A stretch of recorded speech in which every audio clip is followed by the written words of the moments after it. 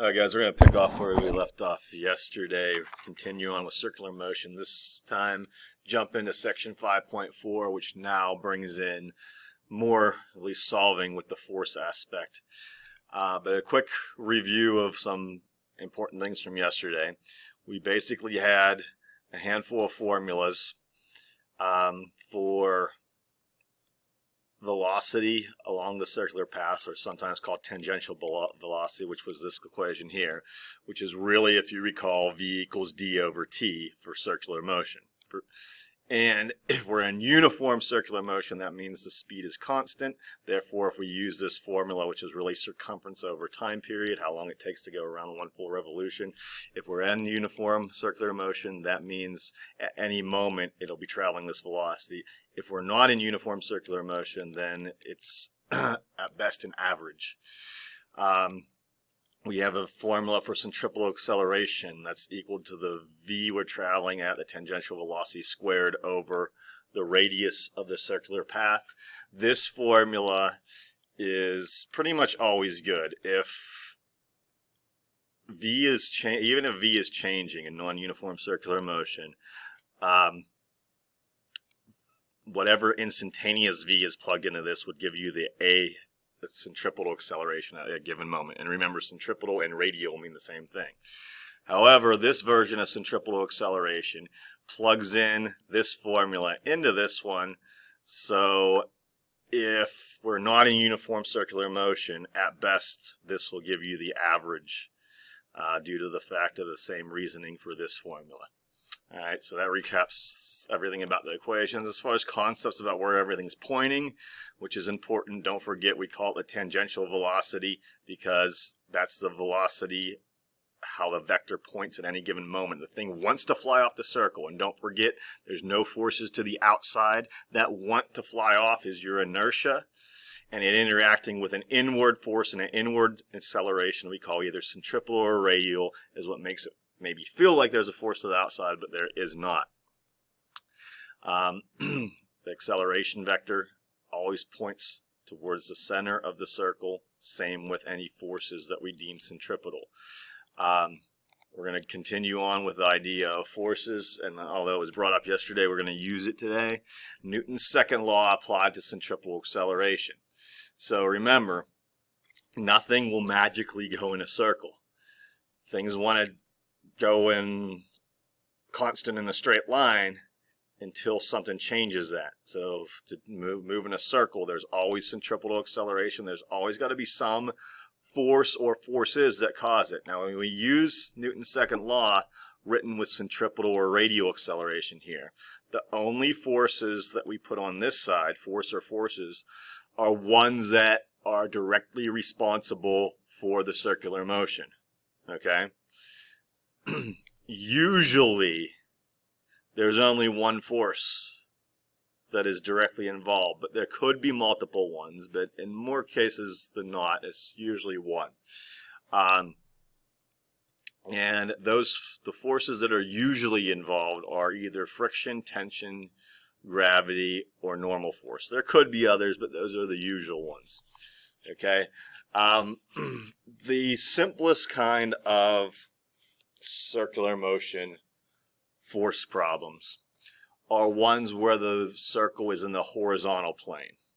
And the reason why is when something's in the horizontal plane, like if this ladybug is just on the floor going in the circular path, then gravity is a non-factor. It's on a whole other plane, right? Gravity acts in the y plane, not on the x plane.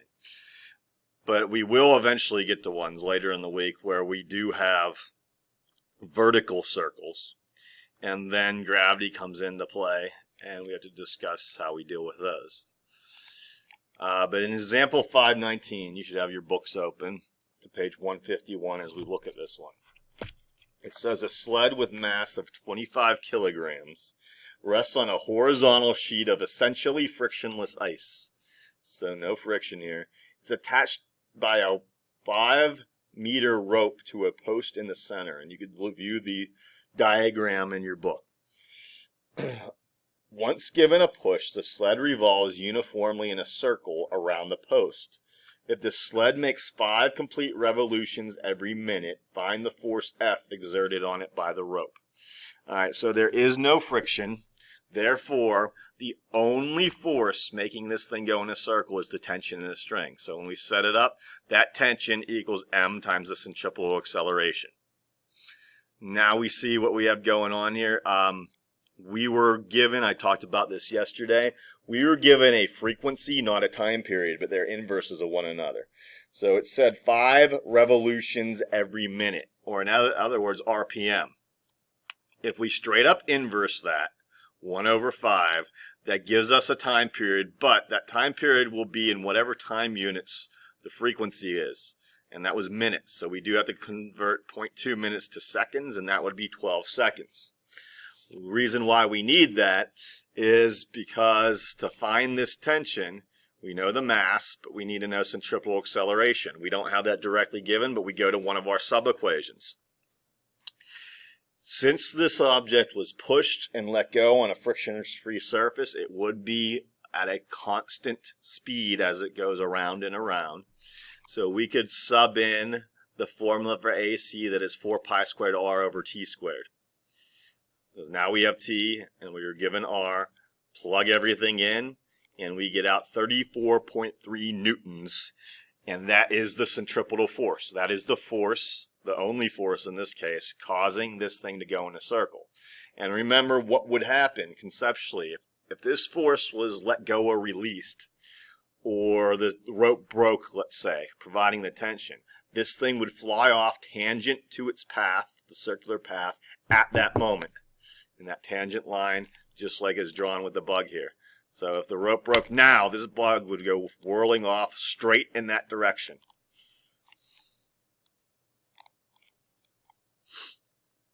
Alright, now getting to some component ones. Next example is 5.20 on page 152. And this is known as the conical pendulum problem. Alright, a conical pendulum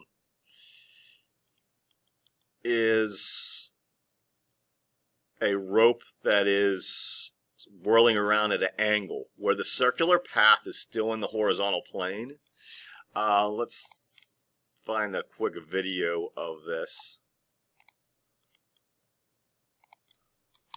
so we all know what we're talking about. There is a picture in the book too, but let's just show one moving here for us.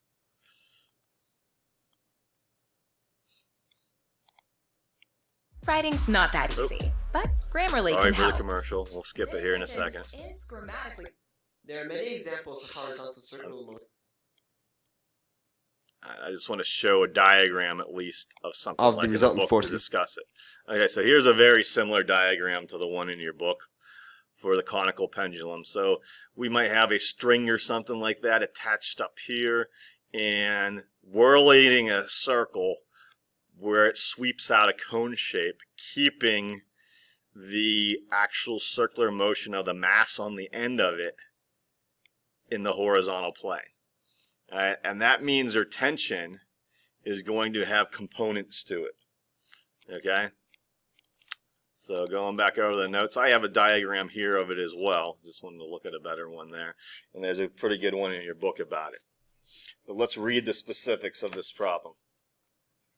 It says an inventor designs a pendulum clock using a bob with mass M at the end of a thin wire of length L.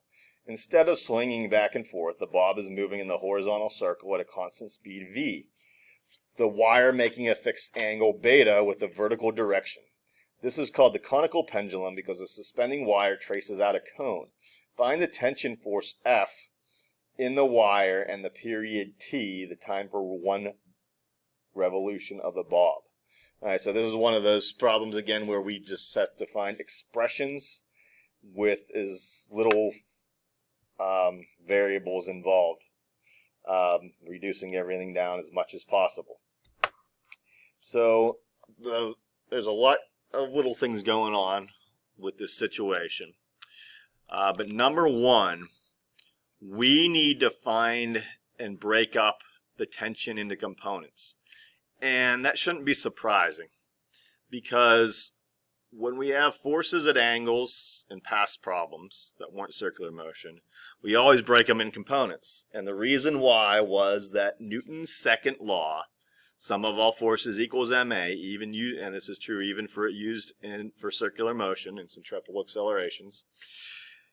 You could only use it on a single axis at a time, right? And anything at an angle has two components, a y component and an x component. So over to the right, I drew just a free body diagram, only denoting the forces and any possible angles involved. So the free body diagram, right here's the mass, and its weight, like always, is directly down. And here's the string, the actual string with tension F sub t, at some angle beta. And using basic SOHCAHTOA, that means with the reference angle being right here at the top of the triangle, that means the horizontal component of the tension is Ft sine beta, and the vertical component of the tension is Ft cosine beta. And one more time, that's because the reference angle beta is up here. Okay? Now we need to understand something. The circular motion is only in the horizontal plane. The only force we have in the horizontal plane is this component of the tension. So not the entire tension is not making this go in a circle in this example. Only this component of it is making it go in a circle. So when we set up Newton's second law as applied to circular motion, in the horizontal plane, the only force there is that one, so that one equals m times the centripetal acceleration. On the y-axis, the only thing that the vertical component of tension does is balance it out with gravity, and it is in equilibrium on that axis. The object is not moving up or down, so this force minus this force has to equal 0, which I show down here for the y-axis. And remember, my first goal in this problem is to solve for tension.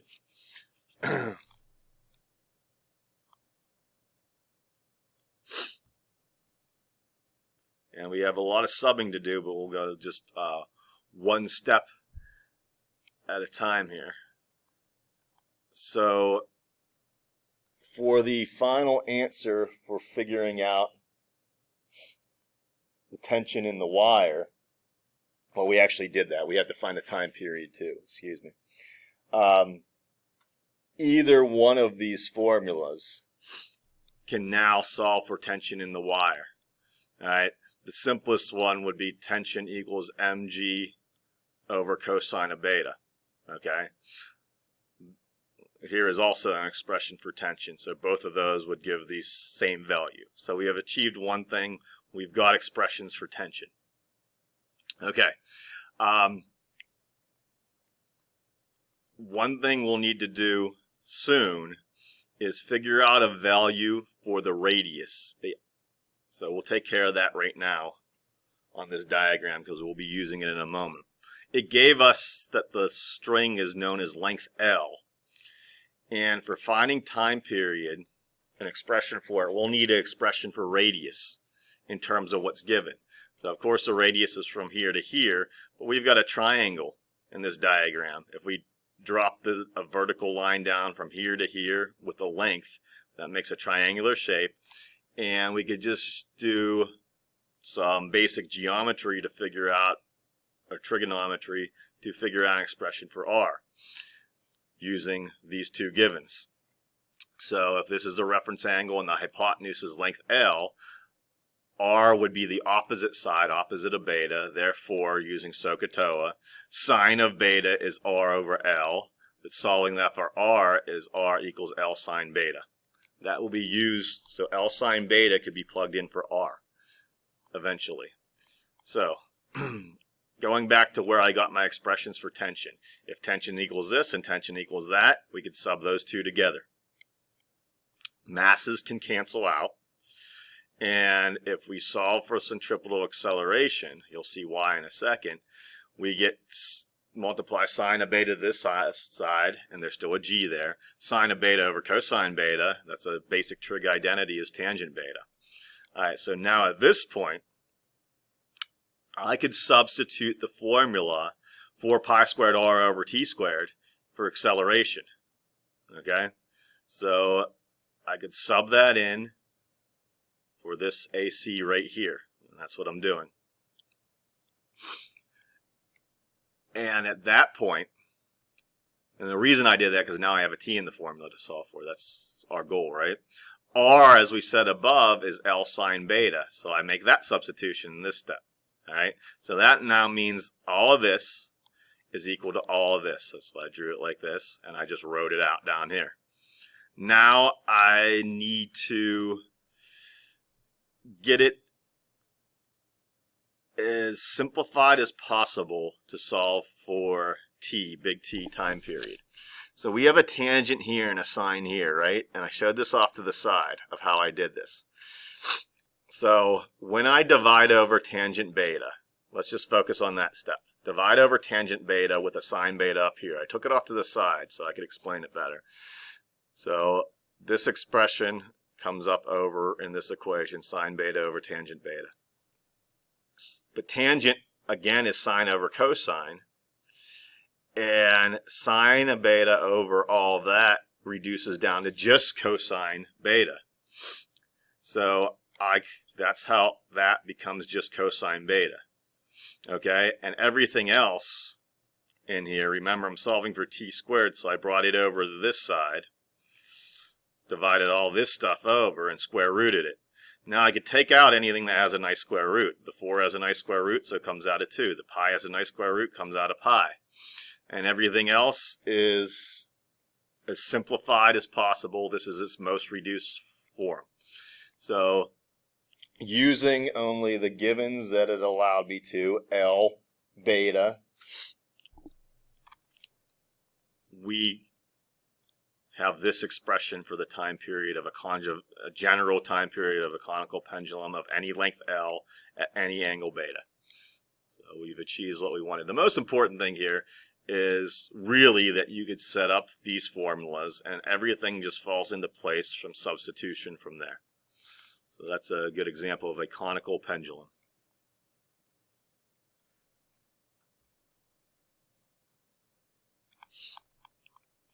All right, one more example for today, and that's rounding a flat turn. When going around a flat turn, let's again pretend the ladybug here is a vehicle, okay? So this is a car going around a turn. If this is a flat turn, completely flat, like you're in a parking lot or something, around in a turn, then the only force holding you on is the force of friction. And here's where we got to be careful. It's specifically the force of static friction. Now you might say, wait a second, I'm moving. But if you remember back to friction, we said static friction is known as non-sliding friction. All right, kinetic friction is when you're sliding. If you're going through a turn normally, your wheels, yes, they're moving, but they are not sliding. So it's static friction that holds you on. All right, your car wants to fly off the turn, but the static friction between the road and the tires is not letting it slide. So to read the specifics of this problem, it said the sports car in example 3.11, that goes back to an example from basic centripetal acceleration of what we covered yesterday. It's rounding a flat unbanked curve with radius r. If the coefficient of static friction between the tires and the road is mu sub s, what is the maximum speed, Vmax, at which the driver can take the turn without sliding? This is a typical problem we often ask with stuff like this, because we got to remember something about our formula for static friction. Remember that the formula for static friction was an inequality. Static friction is less than or equal to mu static times the normal force, right? We could only use that formula as an equality if we're at the max. In this situation, we are at the max. We want to know the breaking point, the velocity we would be at, where we'd be at that breaking point where we could say we're at the max static friction. So With that in mind, we set up Newton's second law for centripetal acceleration. The only force, since we're on a flat, unbanked turn, that is making you go in a circle is the force of static friction. So I plug that in. That's equal to MAC. And now, because of what I just said a moment ago, I could substitute in mu static times the normal force. But I made another substitution here. Remember, on a flat surface with nothing crazy going on, normal force equals the weight of the object, right? That's where the mg comes from. But I could sub all that in as an equality because I'm at its breaking point. If I was not at the breaking point finding a max velocity, I could not make that substitution. Because we can only sub in something for something else in a formula if it's equal to, right? If it's an inequality, that's not going to really work for us there. But we're allowed because the v we're solving for is going to be the v max. And by making that substitution as an equality, that automatically makes us solving for the max velocity with this v. And where did that v come from? Remember one of our core equations for centripetal accelerations, v squared over radius r. Notice the masses cancel out, which might be surprising, but for rounding a flat turn and the maximum value at which you could travel, the mass of the vehicle is irrelevant. What matters is the mu between the tires and the road, the mu static. Little g, the gravitational field we're in, and the radius of the turn itself. All right, so that will give us an expression for the maximum v for going around a flat turn. All right, there are several other examples in here, but I think that's enough for today. And Friday, I want to cover rounding a bank turn, vertical circles, swinging an object vertically instead of in the horizontal plane, and a second rounding a bank turn. There's two different types. One's with friction, and one's with no friction.